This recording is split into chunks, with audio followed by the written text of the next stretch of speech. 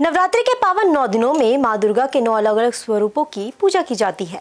मान्यता है कि अगर इन 9 दिनों में माता को उनके प्रिय फूल और भोग अर्पित किया जाए तो वे जल्दी प्रसन्न होकर भक्तों की मनोकामनाएं पूरी करती हैं। तो इसके बारे में जानते हैं ज्योतिषाचार्य राकेश चतुर्वेदी जी से कि माँ दुर्गा को कौन कौन से फूल अर्पित करने चाहिए और किस भोग का या किस भोग को माता को चढ़ाना चाहिए। नवरात्रि 9 दिनों तक लगातार माँ भगवती के 9 स्वरूप की जो है हम पूजा अर्चना करते हैं। अगर दिवस वाइज इसको देखा जाए तो प्रथम दिवस जो है माँ शैलपुत्री का दिन है। शैलपुत्री माँ के लिए विशेष रूप से आपको घी का भोग लगाना चाहिए या फिर गाय के दूध से निर्मित जो है वस्तुओं से, मिष्ठान से आपको भोग लगाना चाहिए। और माँ को जो है पीले पुष्प या बेलपत्र आप अर्पण करते हैं तो माँ प्रसन्न होती हैं। द्वितीय स्वरूप है माँ ब्रह्मचारिणी का, जो स्वाधिष्ठान चक्र की अधिष्ठात्री देवी हैं, यानी स्वाधिष्ठान चक्र का स्वामित्व माँ ब्रह्मचारिणी के पास है। द्वितीय स्वरूप है, यह जप तप की और विशेष रूप से त्याग की देवी हैं और विशेष करके विद्यार्थी जीवन में बहुत महत्व होता है। मिश्री का भोग या फिर नारियल से बना हुआ जो है वह खीर या नारियल से बने हुए मिष्ठान से माँ को भोग लगाएं। सफेद पुष्प, श्वेत पुष्प आप माँ को अर्पण करते हैं तो माँ प्रसन्न होती है। तीसरा स्वरूप है माँ चंद्रघंटा का। माँ चंद्रघंटा के लिए कहा जाता है कि यह ब्रह्मांड में निहित जो है नकारात्मक ऊर्जा का नाश करती हैं और ध्वनि ऊर्जा के द्वारा करोड़ों घंटों को एक साथ जैसे बजाया जाए ऐसे इनके चलने पर ध्वनि जो है निकलती है और वह असुरों का और नकारात्मक ऊर्जा का, नकारात्मक सोच का विनाश करती हैं। माँ को विशेष रूप से दूध से बनी हुई खीर का भोग लगाइए। लाल पुष्प जो है गुड़हल का, अपने यहाँ पूर्वांचल में अड़हुल कहते हैं, उससे भोग वह जो है अर्पित करिए और माँ को खीर का भोग लगाइए और इससे माँ प्रसन्न होंगी। साथ ही साथ किसी भगवती देवी माँ के मंदिर में जाकर के जो है वहाँ घंटी जो है जरूर बांधिए, दान जरूर करिए, मंदिर में शुभकारी होगा। चतुर्थ स्वरूप है माँ कुष्मांडा का। कहते हैं सूर्य को तेज प्रदान करने वाली, ब्रह्मांड में निहित अंधकार को समाप्त करके जो है ऊर्जा देने वाली माँ कुष्मांडा है। माँ कुष्मांडा के लिए जो है कुम्हड़ा यानी कि अपभ्रंश भाषा है, इसको अगर देखा जाए तो सीताफल इत्यादि इसको अलग अलग क्षेत्रों में कहते हैं या कुम्हड़ा जो है कहा जाता है। तो इसको जो है आप जो है अर्पण करिए, माँ को भोग लगाइए। कुम्हड़े से बना हुआ जो है मिष्ठान यानी पेठे का भोग लगाते हैं तो माँ प्रसन्न होंगी। लाल चुनरी माँ को अर्पण करिए, लाल चुनरी चढ़ाइए, शुभकारी रहेगा। पंचम स्वरूप है माँ स्कंद माता। माँ स्कंद माता को विशेष रूप से पीले पुष्प, केले का पीला जो है फल, यह दो चीजें जो है अर्पण करिए या केसर युक्त खीर जो है अगर आप अर्पण करते हैं तो माँ प्रसन्न होती हैं। माँ संतान सुख में वृद्धि करने वाली, भविष्य की योजनाओं में भाग्य को बल देने वाली यानी कि भाग्य को मजबूती देने वाली माँ स्कंद माता है। मातृत्व भाव की पूर्णता करने वाली यानी संतान सुख से परिपूर्ण करने वाली माँ है। तो अगर आप केले का भोग लगाते हैं और साथ ही साथ विशेष रूप से इनको पीले पुष्प, पीली चुनरी अर्पण की जाती है तो माँ शुभकारी फल प्रदान करती हैं। छठा दिवस षष्ठम स्वरूप माँ कात्यायनी है। माँ कात्यायनी को जो है भय से मुक्ति दिलाने वाली, भय को दूर करने वाली, अंधकार को मिटाने वाली और सकारात्मक ऊर्जा संचार करने वाली देवी कहा जाता है।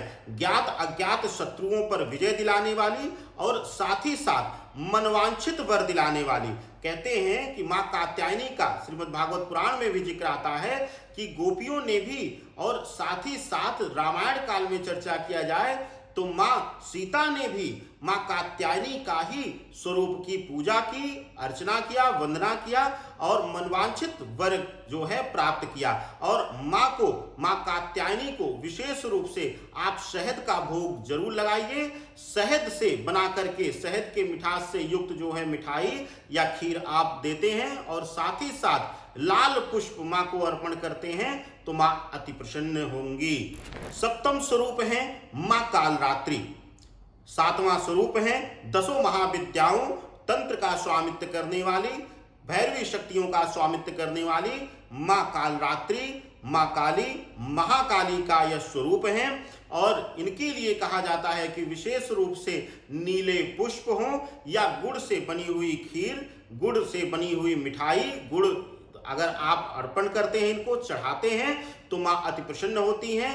काला या नीला वस्त्र पहन करके और काले और नीले आसन को लेकर के आप इनके लिए भोग प्रसाद इत्यादि अर्पित करिए तो माँ प्रसन्न होकर के जीवन में अगर मृत्यु का भी भय आपके मन में है, अकाल मृत्यु का योग है या किसी प्रकार से दुर्घटना का योग है, वैवाहिक जीवन में समस्या चल रही है, तो सभी प्रकार से दूर होकर के माँ जो है आपको जो है फलीभूत करती हैं, आपके जीवन को जो है प्रसन्नता से भर देती हैं। माँ का 8वां स्वरूप है महागौरी।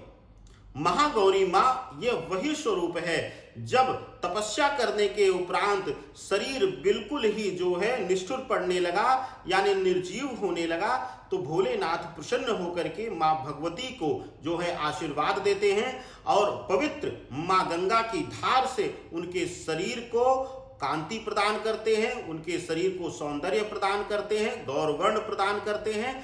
तो आज के दिन शिव परिवार का गंगा जल से अभिषेक और विशेष रूप से जो है सफेद पुष्प, सफेद जो है आसन लेकर के वस्त्र धारण करके सफेद पुष्प और अक्षत से माँ का स्मरण करिए और गाय के दूध से बना हुआ, देसी गाय के दूध से बना हुआ भोग लगाइए, मिष्ठान हो या खीर हो, उसमें अन्यत्र कुछ ना डालें आप, तो आप जो है माँ भगवती को वह अर्पण करिएगा। माँ प्रसन्न होकर के हर प्रकार से सुख समृद्धि आपके जीवन में प्रदान करेंगे। माँ दुर्गा का 9वां स्वरूप जो है वह माँ सिद्धदात्री है। माँ सिद्धदात्री के लिए कहा जाता है कि यह वही स्वरूप है जिसको विशेष रूप से सिर्फ मानव नहीं, दानव नहीं, देवताओं ने भी इस स्वरूप की पूजा वंदना किया है। और माँ सिद्धदात्री के लिए कहा जाता है कि इस धरा पर जो हम कहते हैं कि हनुमान जी के लिए कहा जाता है अष्ट सिद्धि नौ निधि के दाता असवर दीन जानकी माता, तो माँ जानकी के स्वरूप में यही माँ सिद्धदात्री ने भगवान जो है हनुमान जी को अष्ट सिद्ध और 9 निधियों को देने वाला प्रदाता का वरदान दिया तो अर्पण तो किया ही उनको, लेकिन वह स्वयं भी अब प्रदाता हो गए यानी देने वाले हो गए, दाता बन गए।